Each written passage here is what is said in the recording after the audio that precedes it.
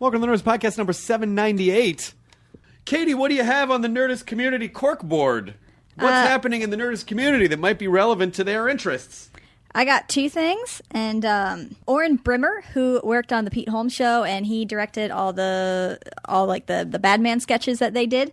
He just premiered a 22-minute short on shortoftheweek.com. It is a surreal rom-com, and it's starring Josh Rubin, Pete Holmes, George Basil, Megan Nuringer, and more. And you can find it by going to facebook.com/seeyouaroundfilm, and it's really fun. It's really great, and everyone's really funny in it. And then also, speaking of Pete Holmes, he is filming his special this Saturday, April 16th at the Vic Theater in Chicago. The early show is sold out, but the late show at 9 p.m. still has tickets available, so you can go to peteholmes.com to get those. Yeah, that'll be a great show, and the Vic Theater is great. Pete Holmes just killing it. Got a new show coming out with Judd. Everything. Good stuff. I got another fun Boston thing. For the PAX East attendees on April 21st, the Boston Museum of Science is co-hosting a live-action text adventure game. Now, I know, Chris, you belong to the Church of Zork. I do belong to the Church of Zork. Yes, I absolutely. I was eaten by a grue. Oh, no. Yeah. You should have gone the other way. I should have. Yeah, I should have typed L instead of R. I remember really playing that game as a kid, going like, "So this was fun before other video games." We had to use our imagination. I felt like the same. I've had the same reaction to that as when I was like, "Man, the pioneers in covered wagons." Yeah, that's basically where we were digital pioneers. But they're doing one called Space Station, and it's going to be. I think maybe you were thinking of Oregon Trail. Oh. Yeah, that was also a game, but that was slightly more fun than Zork. Yeah, okay. No, you're wrong. Small. There was a graphic interface, and graphic interface over just text-based interface. I want you to play Zork the Grand Inquisitor. It was a game made by Activision. Now that game's awesome, though. Yes, because it's awesome. It's text-based, but it also has elements to it. There is a text element to it, but it's mostly Oh yeah. I'll go all day with those sweet essentially 90s narrated by games. Michael McKean. Yep. And you got a little Dirk Benedict in there. Yeah. You got there's a Rip Taylor cameo in there. It's great. I highly recommend it. We did love putting Rip Taylor cameos into stuff in the 90s. So just pony up some Zork mids and play yourself well, some Zork if the you Grand guys Inquisitor. didn't get to enjoy the original classic Zork, they're doing a thing called Space Station, and it's going to be a text adventure projected onto the ceiling of the planetarium. That's cool as incredible. shit. It's going to be at really the Cambridge cool. Science. It's part of the Cambridge Science Festival. So again, April 21st, Boston Museum of Science. Go check it out and enjoy a planetarium and text adventures. Excellent. I love planetariums. Oh yeah, I'm a big fan. They're my favorite. You know who I'm a big fan of? Gary Oldman. Oh, yeah. Who was in this episode. Somehow we got Gary Oldman on the podcast. That's a good time. And he was really incredible. We both had the same reaction where we realized neither of us had heard his real speaking voice before. He started talking and it kind of like threw me off guard. Oh, that's it. But it was a pretty incredible episode, and he was really open and just a lovely man. And his when we got into the part where he was talking about being friends with Bowie and all that, I mean, it was pretty. It was touching, pretty heart-wrenching, and also amazing that he was comfortable enough to talk about it. Yeah, I mean, I don't ever want people to feel uncomfortable about stuff that they're talking about, but he seemed okay with talking about it, and it was really beautiful. He was a really phenomenal guest, and I'm excited for you to hear him, maybe for the first time ever, as Gary Oldman. The voice you'll hear that isn't Chris is in fact Gary Oldman, but he was a great sport, and we loved having him on. So he's promoting Criminal, which is in theaters this Friday, April 15th. Kevin Costner is also in this movie. I plan on spending all day singing that Fiona Apple song to promote it. There's a Ryan Reynolds in the movie as well. There's a little bit of a memory implantation storyline. So you're saying you've got Jim Gordon and Deadpool in the same movie, along with the Submariner from Waterworld. I did. Now I just have what I need is a good defense, 'cause I'm feeling like a criminal. April 15th. Thank you very much. And it's April 15th when that movie opens now. It's also tax day now. Gary Oldman. All right, okay. People have turned off the podcast now. We've actually ruined. Here's the Nerdist Podcast number 798 with Mr. Gary Oldman. Now entering Nerdist.com.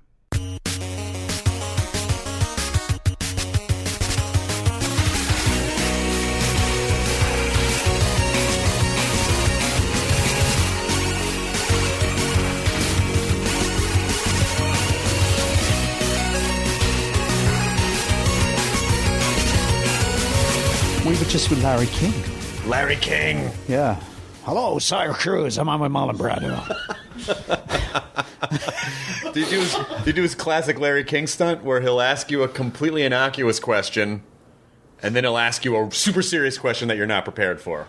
No, it was actually very smooth sailing, and it's always good sometimes to share the load. So it was Kevin and I together. So you don't have to shoulder the whole thing yourself. No, yeah, but Larry is an inspiration of a human being. He is. I mean, I don't know. I mean, I know who he is.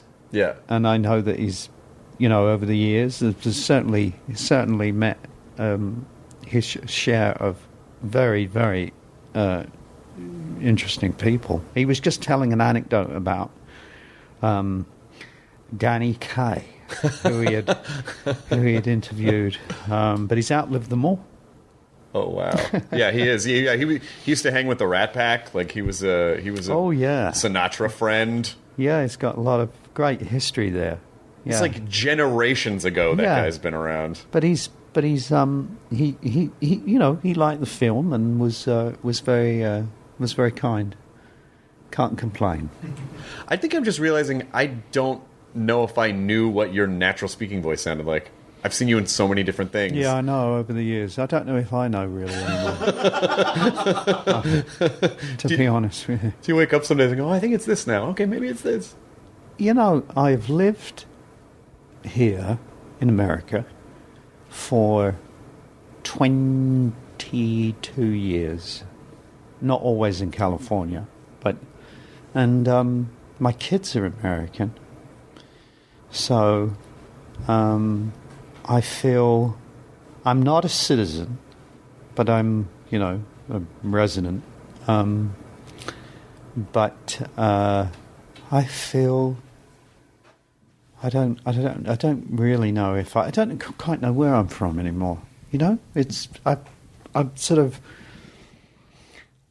I have some family now in the UK, and I go back to Europe. I work a lot in Europe because no one makes movies here anymore. Right. It's all generated from here, and then you have to go to places like Bulgaria to do it. But this is home. This feels like home to you? Yeah. Nice. When I travel or work away, and we're just coming in. You're coming in over Vegas, and you start that sort of slow. Thereafter, you start the descent. Yeah. And you come in over sort of California. I feel I'm home. You cry. It's always you just get past the mountains, so you get the turbulence from the mountains, and then the circuit board of Los Angeles. That's it. The expansive circuit board. Yeah, and I feel home. I'm on my way. Do you purposely take chunks of time off, or do you work when you feel like you like something? It really depends. I have said yes to something, which I can't talk about right now because it's not official. That is mountain of a role to do. And the rest of my year was off. And now it's going to be taken up with doing that. So it was not... It was whispered, a year ago. Yeah. But it wasn't on the horizon until a couple of days ago. So it's the sort of, you still live the gypsy life, I mean, and the way they make movies now, because of the way movies are financed, because of the way that the distribution is getting smaller, and there's that less number of distributors. Yeah. And I mean, when I first started in the industry, you could literally book a holiday, because you knew you were going to start a movie on a certain date, you were going to end on a certain date. There were going to be no overages. There was not going to be any pickups and reshoots, and you would finish a film, and then have a break or with your family or go on holiday or, you could plan things. Now you can't. They say a movie's going to happen and then a week or 2 weeks before it happens, it isn't happening or it's been pushed or a movie will come together really quickly. Yeah. And your life is, all over the place. I don't book holidays and things anymore. How do you ever feel stable? Like, what do you kind of grab onto in the midst of all that to sort of feel like you have some control over your life? You don't, it's a sea I swim in. I've been an actor for 37 years. I'm used to it. I don't ever panic that I don't have to just keep working and panic because it stops. I always sort of think, well, something will come along, and I do other things, so I fill my time. I read that you're directing a biopic about Edward Muybridge. Is that correct? I mean, if it, well, we hope if it all comes together. But yeah, it's a project I've been working on. I started writing it 3.5 years ago. Jeez. And then it's I'm very proud of it, and now recently I got someone attached, and I think it will be, which is sort of a game changer. But I'm not going to hold my breath. Are you not going to be in it? No, I'm going to direct it. Yeah. Could you ever direct yourself? I suppose so. I don't wish to. Why is that? I don't like wearing. People can do it, and some people do it incredibly well. I've just been, in this movie, I'm with Kevin Costner and just spent the last, 40 minutes with him, and he does it. He does it very well. So it's in awesome worlds, and it can be done. I don't like sharing my time. If I'm working on something, I want to only work on that one thing and give it everything. Yeah. And I don't really want to be worried. I don't want to be things. I think there's things that happen in rehearsal and when you're shooting. Accidents and things happen that you don't plan, and that you'll see something and you think, oh, how I thought of it. I thought it was this, but I'm seeing something else develop. I'm seeing something else happen, and I like that. Yeah. I like the where you got not preconceived, but at least you've got some kind of plan, and then it switches and it changes. Mm-hmm. And I don't know. For me, I wouldn't want to be inside of it and outside of it at the same time. Yeah. It's much easier to recognise when you're just outside of it, when you're outside, to be objective and subjective at the same time. Yeah. I don't know if I could. I'd be good at that or enjoy it. Are you, because you're so comfortable with what you do, when you're working, are you completely locked in and completely focused, or does the back of your brain start going, I know I have those dinner plans next week? Like, is half of your brain somewhere else sometimes, or are you able to focus? I tell you what, the old question that people ask you, certainly when I was in the theatre, not saying that I'm not in the theatre anymore, but when I did a lot of theatre back in the day, people would say, how do you remember all those lines? They'd see you in a play for 3 hours, and I would always say, I forget everything else. And it is about focus and concentration. So I can have once you've done the work, you need the base, the ground zero needs to sort of be there before, there's a certain amount of work that you have to do. But I feel that once you've done the work, then you can come in and out of it. Yeah. But you focus for those moments when the camera's rolling. A great example of, Tony Hopkins. When we did Hannibal, Tony, we're telling jokes, and then they go, "Okay, everyone, get ready." And we go, and you say, so the bishop, he goes into the shop, and he says to, hang on a minute, hold that thought like that, and then you go and do a bit of acting, and then they say cut, and they go, well, there's 5 minutes, and you go, anyway, where was I? Yeah, so the bishop walks in.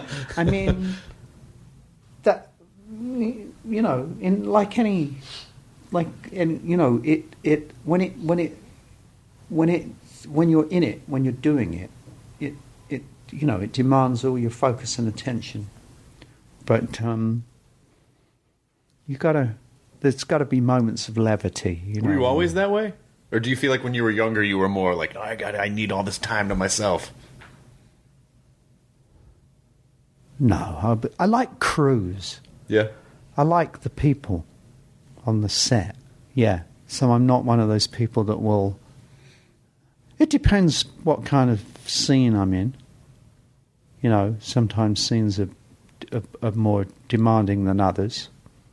You may have a heavy day of dialogue or emotional scene or something, and I'll take time to, reflect on it.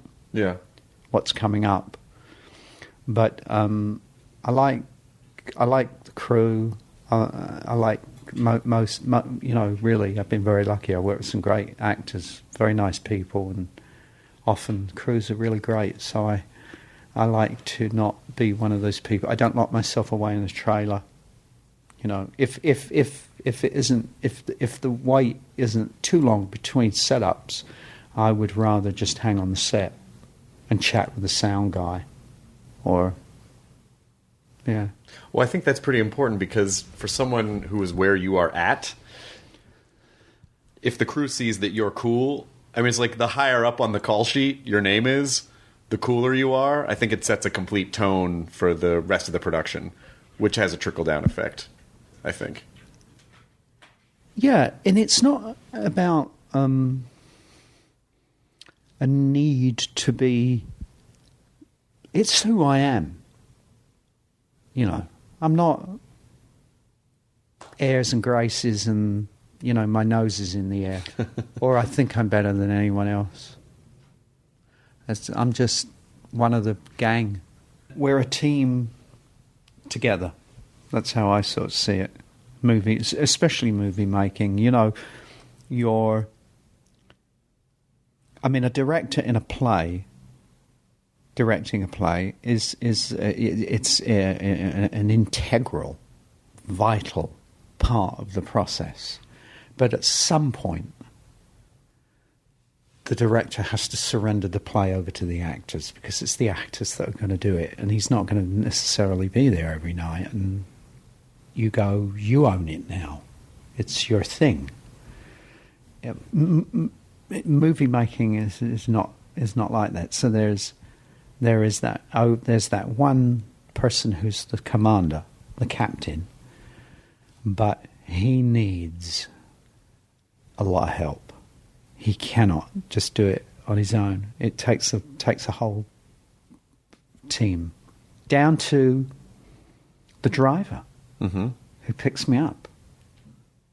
And these are the people that you see in the morning. Before you see the director, I see my driver and the makeup people before I even meet the director. So those elements are vital.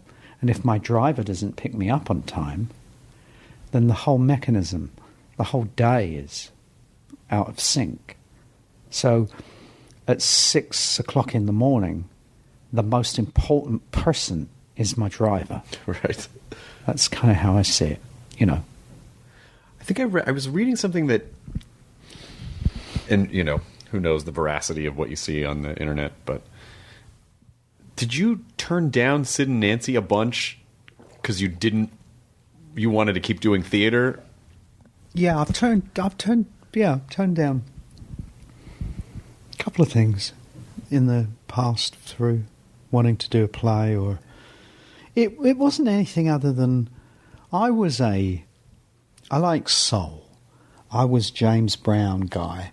I liked David Bowie. I liked, you know, I had my sort of Tamil and Motown and all that kind of stuff. Stevie Wonder, Beatles, of course. But so it was, and I was at that generation where it wasn't as impactful on me. Mm-hmm. You know, the Pistols and all that new music. Mm-hmm. So it was really, initially, it was just something that didn't interest me. I just thought, who cares about Sid Vicious?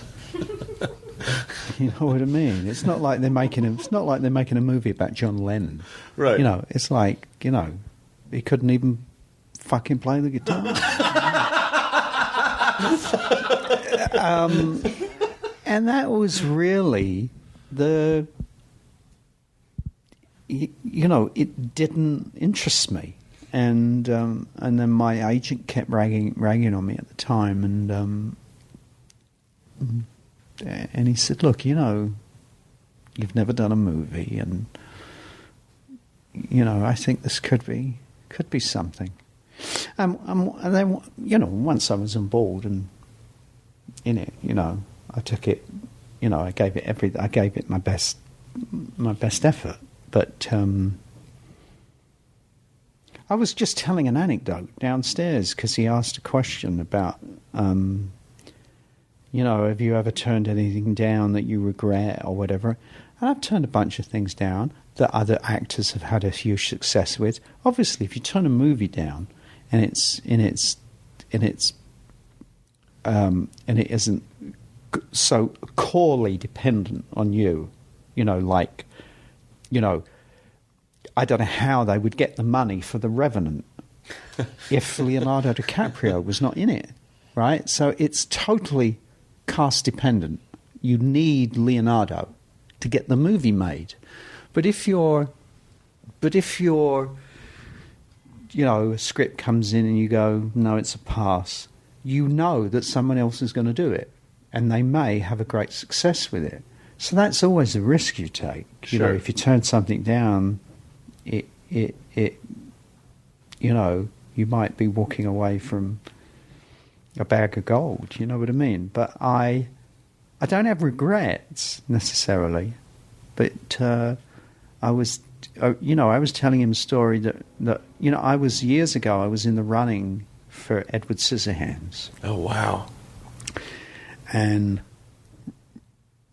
Tim Burton was somewhat of an unknown commodity, really. And I read this really strange script about, you know, this kid who lived in this castle, and within, you know, 5 minutes of reading it, you know, there's an Avon lady turning up at the door selling makeup to this kid who's got hands of scissors and all the rest of it. And I thought, I don't get this at all. And I thought, no, it's not for me, you know. I just said, I don't get it. And then I saw it. And I remember the opening shot was this sort of panning, sort of crane shot going over suburbia with all these different coloured houses, and then it just ended on this sort of Dracula castle. And I went, yeah, I get it. But you, at the time, it was what it was. But for every Tim Burton script that you turn down, most of the stuff you pass on, you probably is not going to turn out that way. Like it really is, I think, kind of a numbers game. Of course, they're going to pick the one or two, like, oh my God, you were almost in that. But there must be 100 things that you turned down that was like, yeah, it's probably a good thing you turn those other things down. Sometimes you turn down things. Yeah, I've turned down things, and people have won Academy Awards. But that's got to be rare. Most of the time, it's like, oh yeah, okay, that was kind of a shitty thing, and it's a good thing I didn't do that. Yeah. You get there's variables, and it's life circumstances. When you're a young actor and you don't have responsibilities, you can be a little bit more cavalier with stuff, and you say, I want to do this, and I don't care that there's no money, and I don't care that it's shooting in Africa, and I don't care that I have to spend half the movie naked, covered in spiders. This is a great film, and I want to do it. When you've got family and you're older, your things shift, your responsibilities and things are different.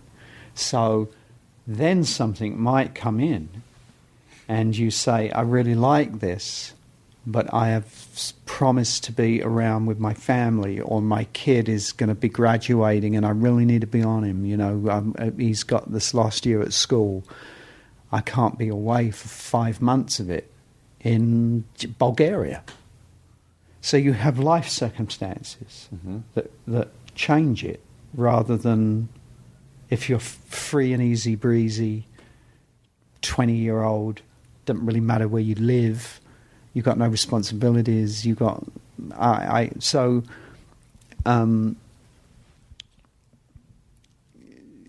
it's the weird thing. I mean, with Criminal,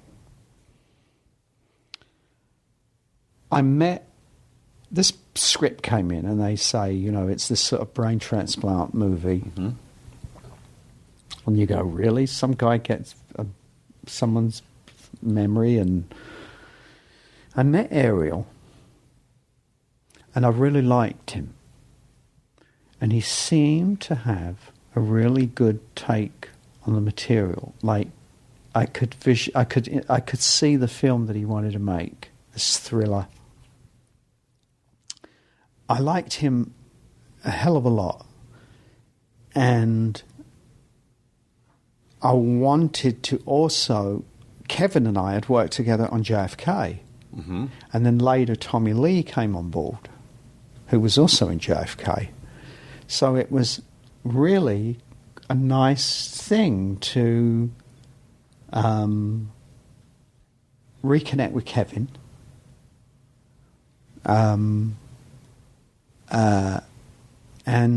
And work with Ariel, who I really liked, who had also made a pretty decent movie with the Iceman, you know. And so you're looking at a situation where you're going, it's 5 weeks of my life. I could probably think of worse places to be than, you know, and you have to size someone up and you say, can I spend 14 hours a day around this person? You know, and I thought Ariel was just a great guy. And I thought, and also Kevin's commitment, once he's in, he's in. You know, Kev is, you know, he's not going to just kind of cash in or walk through it. You know what I mean? He's going to give it his best. So that was also exciting. You know, that you're with someone who is we're in it.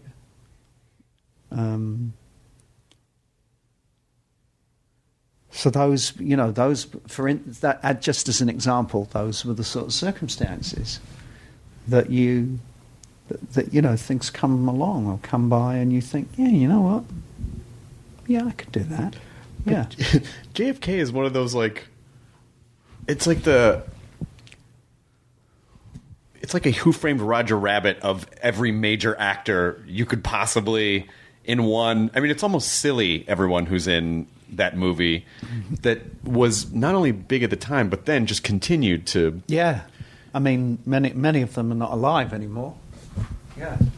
When you were researching that, I read that you spent time with Oswald's family. Yeah. So what do you say to them when you show up and you go, okay, I'm going to play Lee Harvey Oswald? What can you tell me? Like, how do you make them comfortable with what you're doing, and how do they trust you, or how does that work? Well, I think with JFK, Oliver was, because he's this political animal and he's a conspiracy, one of the most paranoid men I've ever met. He's, all the signs are there. Yes, they are there. So he had this take on the script, which, having then started to sort of read and meet various people, it is pretty extraordinary. Yeah. Some of the things in the film that actually happened, and so you got to get on board with Oliver's vision, because I can't walk on the set every day and go, I think Oswald killed him.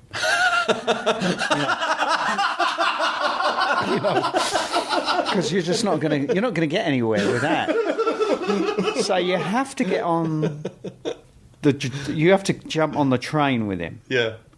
And I think because he was showing an alternate sort of thing, where he was saying, yeah, he may have peripherally been involved, but he was set up, and he was exactly what he said he was, a patsy. Then you're going in and meeting, the daughter and the wife, and you're sympathetic to their plight from the beginning. So it's a lot easier doing it that way than going in and saying, I think your ex-husband was an absolute fucking monster. Right. And he killed the president. And that's the guy we're going to show, So it was a little easier to the ice had been broken, let's put it that way. Of course. And I now was recently going through an old trunk that was in the basement for God knows how long, and I found a really lovely letter from Maria, different people. It holds a special memory for me, because not only do I think it's one of Oliver's best. I mean, he's talk about firing on all cylinders. It's a great piece of writing. Yeah. You forget. We sometimes forget, how good people like Coppola and Oliver Stone are just as writers, let alone filmmakers. I mean, they're just great writers. So it was a really fantastic piece of writing, and a great, as you said, a great cast. But there was very little on the page for me, and he just gave me a bunch of pocket money and a couple of plane tickets and said, go and meet these people and find out who Oswald was. So you were both sort of actor, investigator, sort of detective. And there were some people that, it was all take it with a pinch of salt. I mean, once you say that you're doing you're doing the research and all the rest of it, then everybody you meet was Oswald's friend. You know what I mean? But there were some extraordinary people that I met, including a guy. I don't even know if I'd have to check to see if he's still alive. But he was a guy, Colonel Fletcher Prouty, who was a liaison officer at the Pentagon, who in fact is the person that X is based on, Donald Sutherland. Oh, wow. Nearly everything that Sutherland says in the movie is true. Where the phone lines went down and he was shipped here, it was, and he told us this incredible story about Alan Dulles and this DC-6 and how they had put Gary Powers on that plane. That was a whole phony mission. That was not, that the president didn't know about, and how the CIA would work back then. And he said it was absolutely extraordinary. And So history says Gary Powers was on a mission, gets shot down, and they call and they say, well, they've got Gary Powers and they've got all the plans. You know, they got the U-2 spy plane.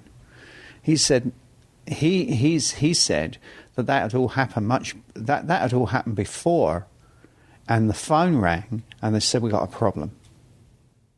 That a DC-6 that Alan Dulles owned, that the president did not know about,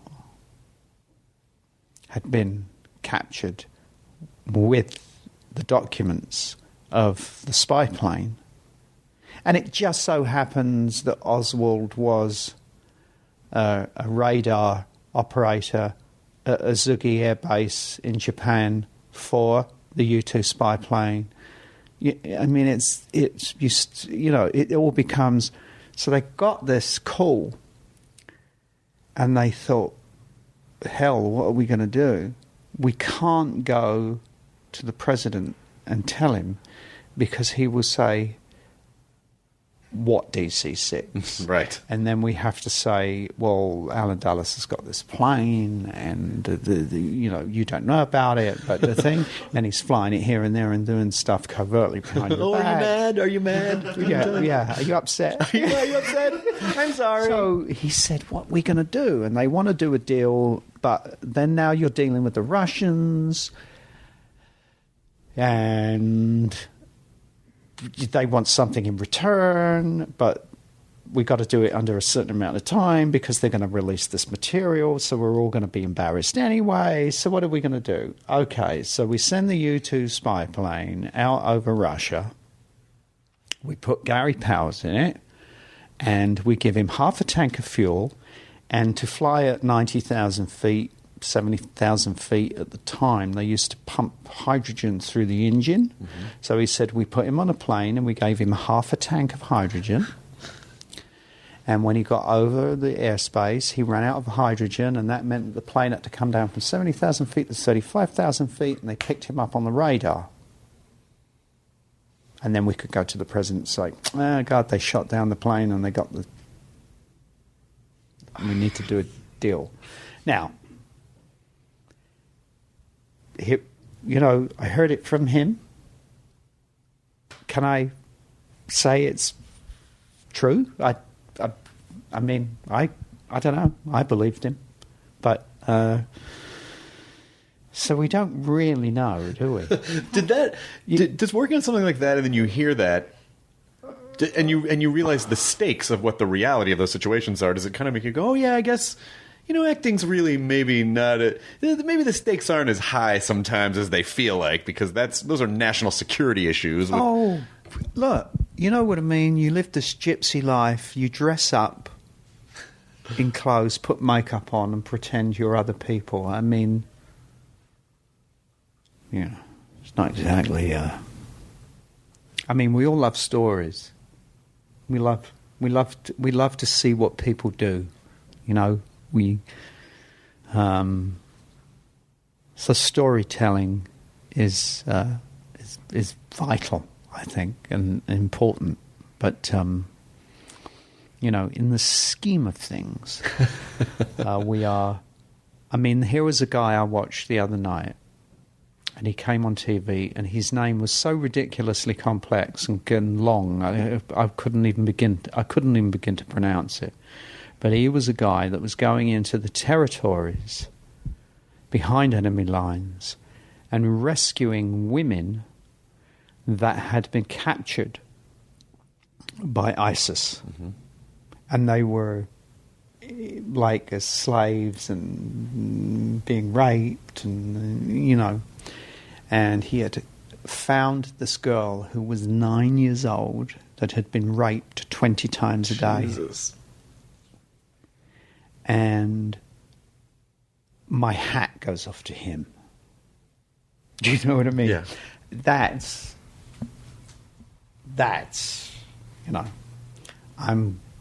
oh God, I've got to go first class to London and make a movie. Well, I know, but I mean, I mean, obviously, Oh dear, poor me. You know what I mean? I've got to go off and work with Kevin Costner. Oh jeez. God, it's so. you know, in first class, you wanted the lasagna, but they'd already run out of the lasagna, and so then it's like, do you get the steak? And it's like, on an airplane, it's not always. Oh, no. But you.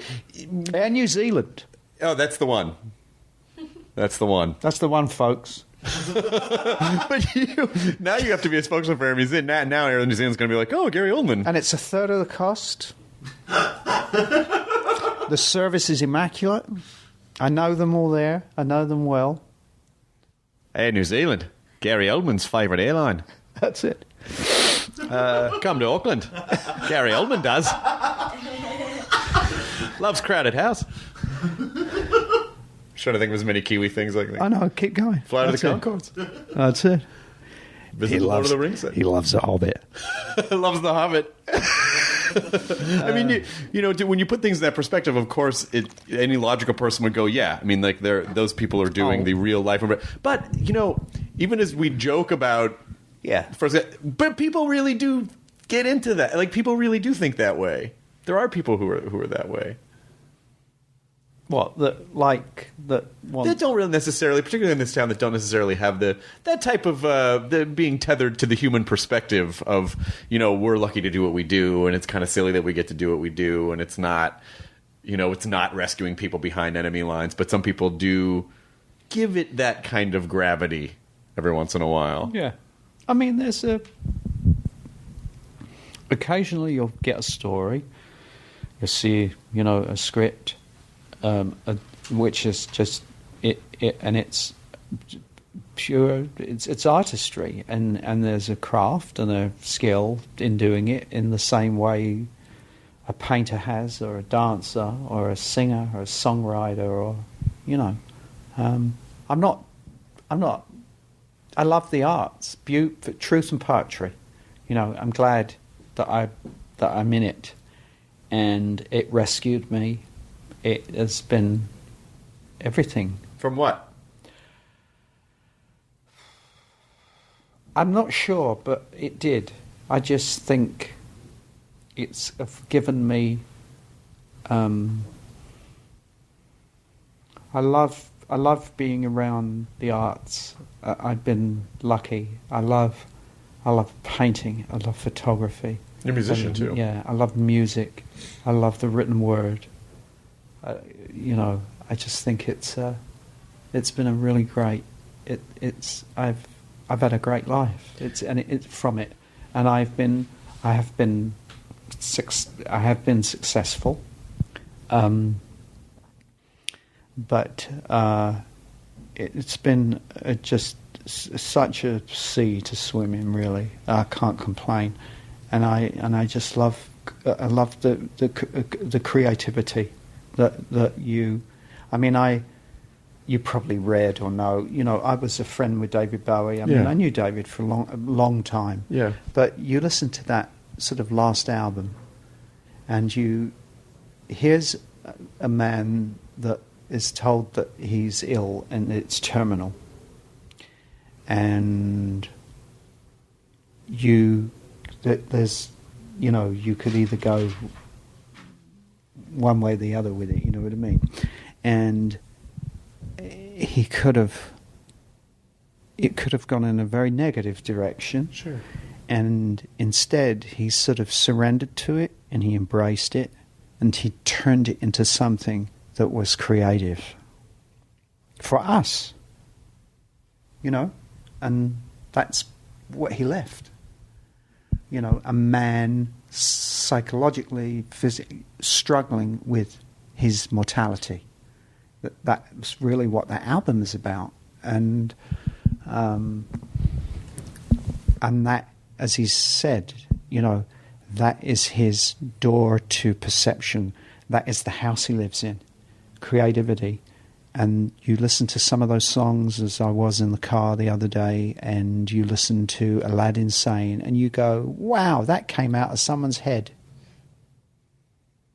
That just came out of someone's head.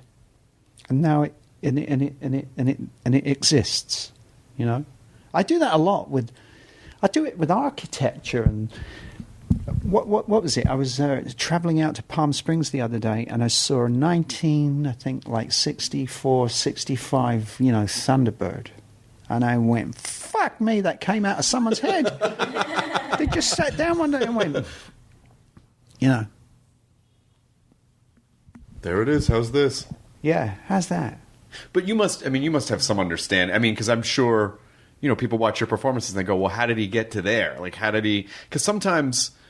I think when you do something and you see other people do it, you go, okay, I see the code. I see how this person got from this and this. But every once in a while, like you're saying with Bowie, you go, yeah, I don't know. I don't know how you get from there to there. You must understand what that feels like to a degree, right? But sometimes they're happy accidents. Sometimes there's a great story. There's a great story that Anthony Hopkins told me years ago, and I'm talking 25, maybe 30 years ago. He was in a play at the National Theatre, and it was a David Hare play, and Pravda, and it was about a sort of Murdoch type takeover guy, that would eat up a newspaper and right. and come in and buy it and turn it into a tabloid, or and Lambert LaRue was the character's name, and Tony Hopkins had been away from the British stage in England for a number of years, came back and was in this play at the National, and you knew from the very moment he came out, he had this sort of speech that he gave that was a short sort of little monologue in a spotlight. And when he came out and started to, and began, you knew instantly that you were in the presence, in the company of one of the greatest performances of the 20th century. It was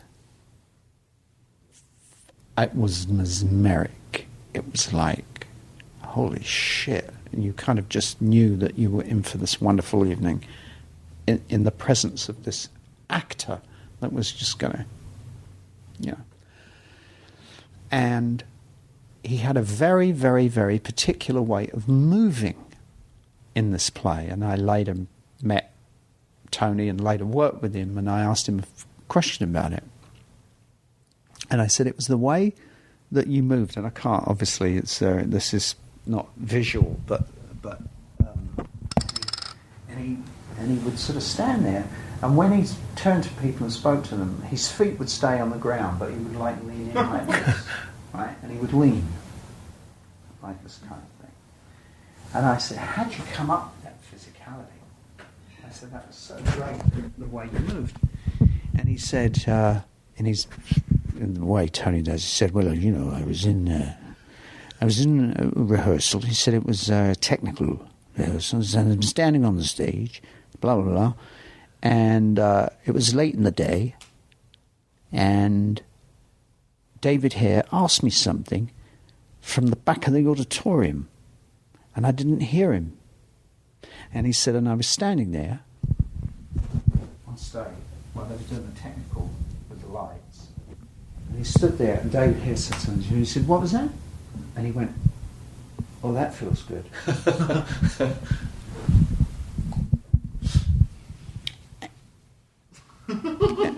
And that's it. That was it?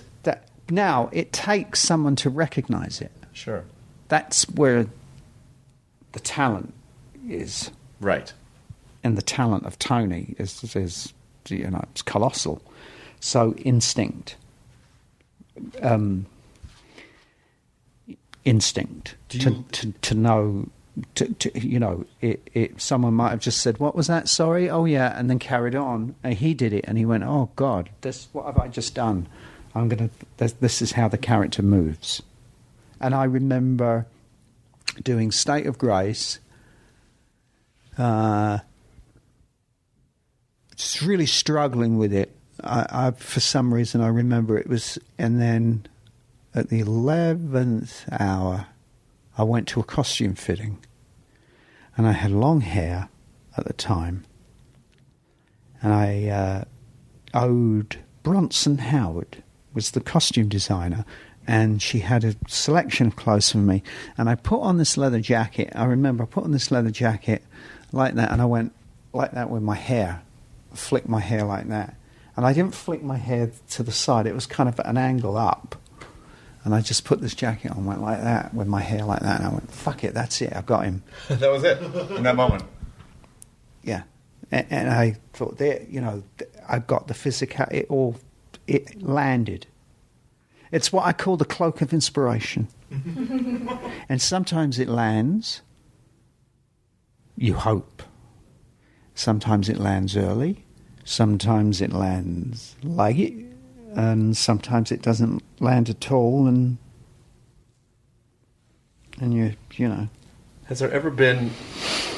Do you have a role where people are like, you were so amazing in that, and you go, yeah, I don't think I got it. I don't think I got it. Most of it. You kidding me? Come on. No, I burned most of it. No. Yeah, if it was in here now, I'd throw it off the balcony. If someone just brought all the film cans in here, you would pitch them off. Toss it over the wall. Oh my God! Come on. Yeah. Is that That's all right though? Is that a natural self-deprecation, or is that like a no, I can do better? Or do you think you're hard on yourself that way? I think you can do better, and I also think it's part of that. Yeah, it's like self-loathing. Do you think that, and if you don't want to talk about this, is totally fine. I've been sober 13 years. 17. 17, congratulations. And to you. Thank you. You think that's just a part of our brains?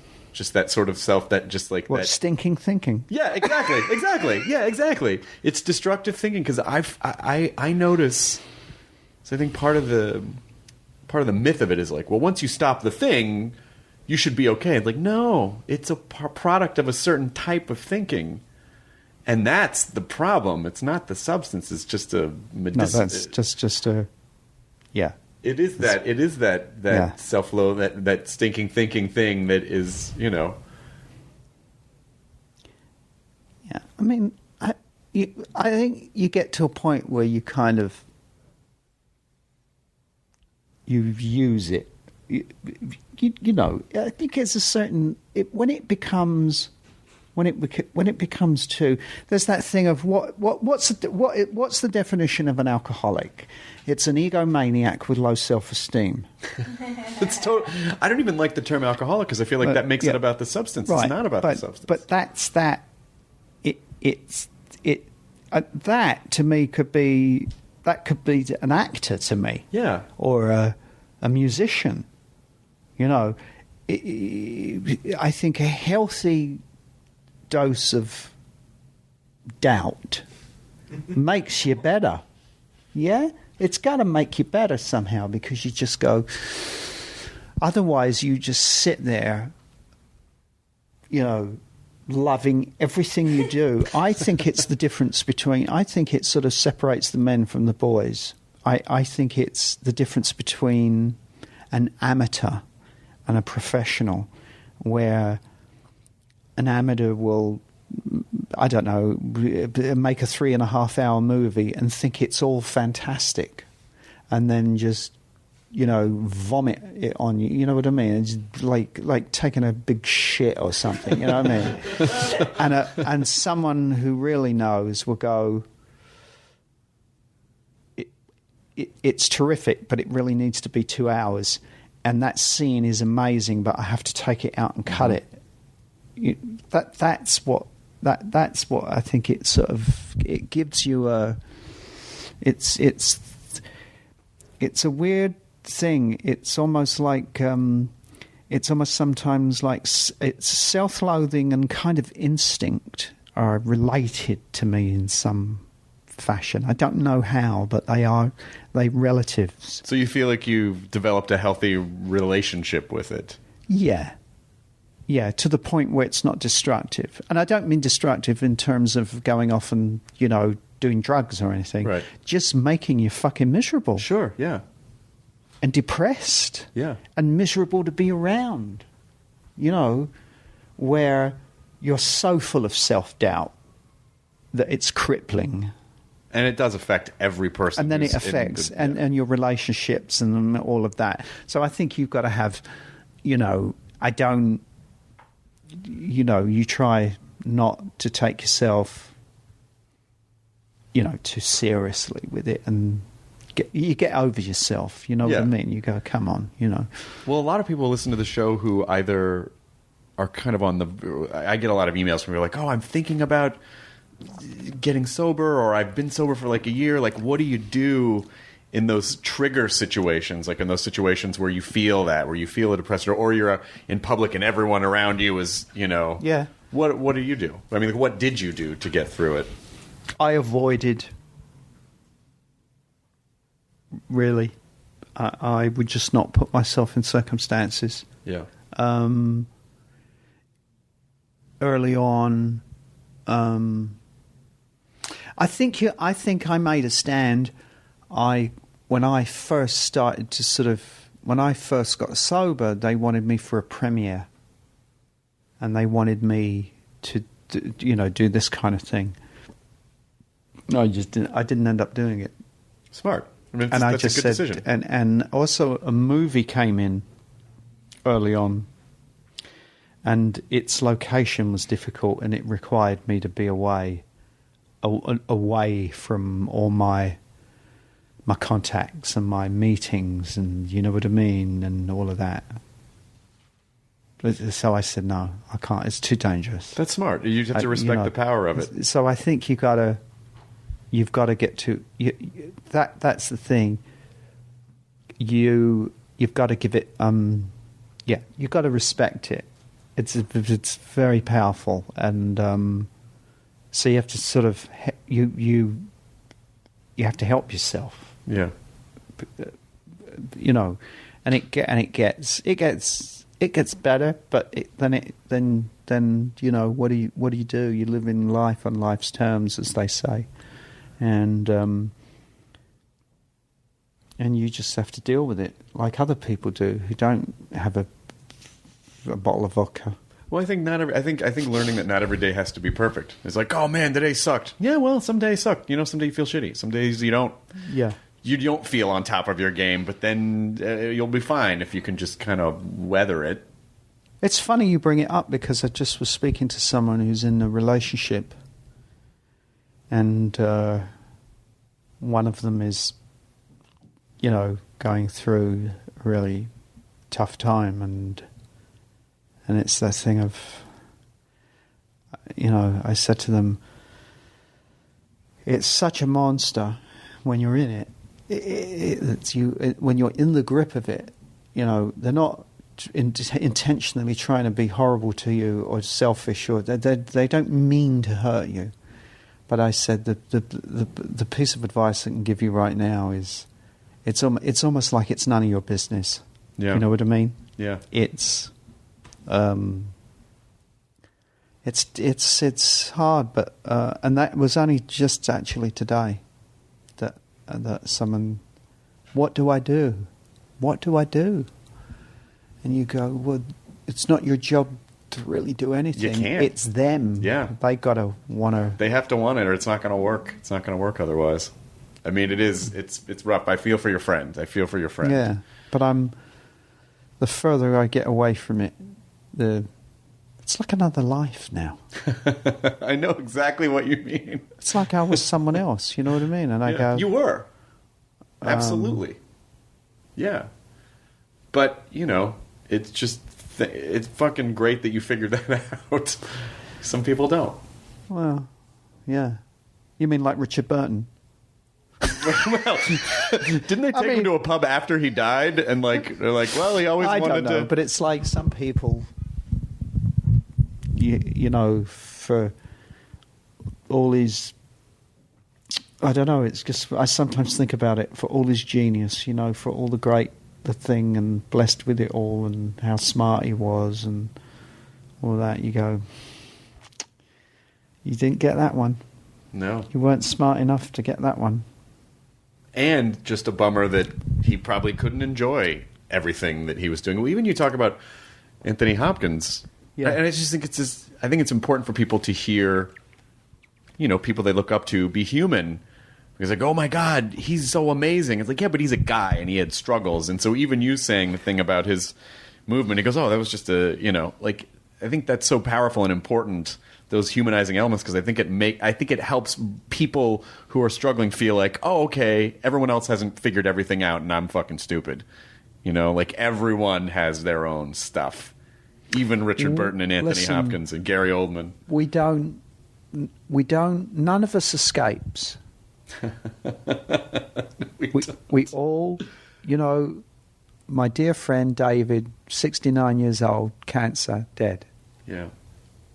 Did you know, by the way? Yeah. You did. But, So what do you learn? It's what I call the cosmic shit hammer. Yeah. It just goes, you. There you go. Is there anything you take away from that? Is there anything positive that you feel like you can learn from it? Listen, well, I've said this. What I took away from it was David never complained. I used to speak with him, and we used to Skype, or try to at least once a week. Never complained. Handled it all with such grace, such humour, and courage. Yeah, and that's what you take. That's what you take away. That's what you take away from it. Well, I mean, it's when sort of example. Talk about power of example. You just go, well, there's it. It's right there. You know what I mean? And he would, and if he'd had a bad week or a treatment or whatever, he'd touch on it and then go, so what you been up to? And that was how he, and then turned it into something. He turned it into poetry, really, in that record. That's an amazing gift, though, to see that, and that be the thing that you get to take away of that lesson and that understanding and that connection to mortality and connection to humanity. I mean, that's an incredible thing. Yeah, it's a fantastic. Sorry. No, please. I'm so glad that you feel comfortable talking about it, because people see people see him as this two-dimensional legend, and to hear that he was a guy and he was a friend and he was that's important. Yeah. Yeah, I see. I because I sort of knew David Jones. Yeah. You know what I mean? Yeah. I sort of, rather than and occasionally you would be reminded that you go, oh yeah, God, but it was and when I was recently, I went to the UK and I did that, picked up the Brit Award thing, for him.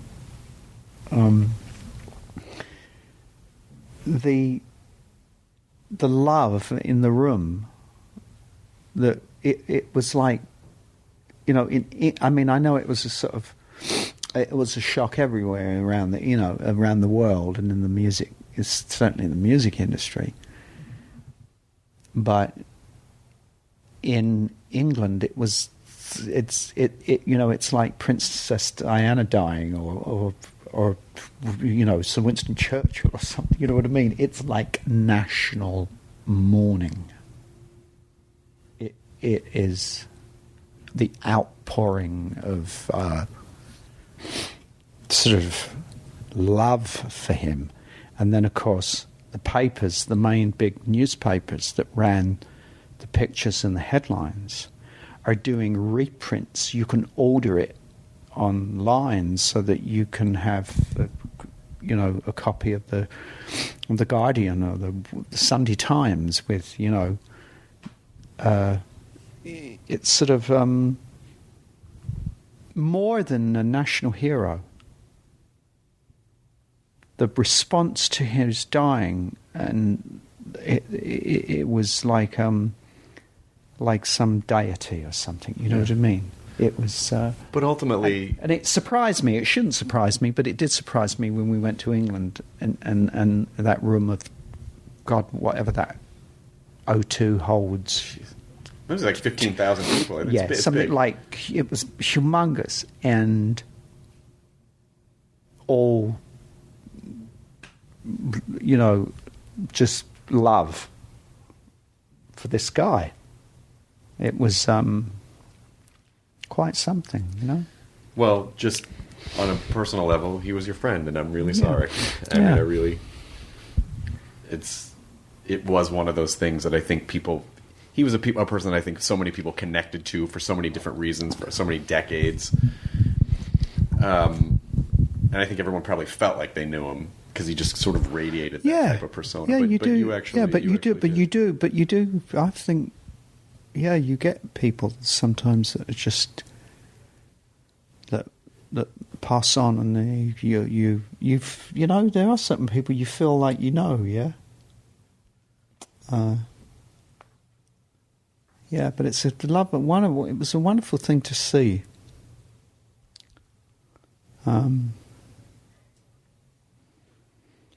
Does working on do you take time to process stuff? Or do you go, I need to go work, and just kind of like... No, I tell you what happened. What's been really sort of...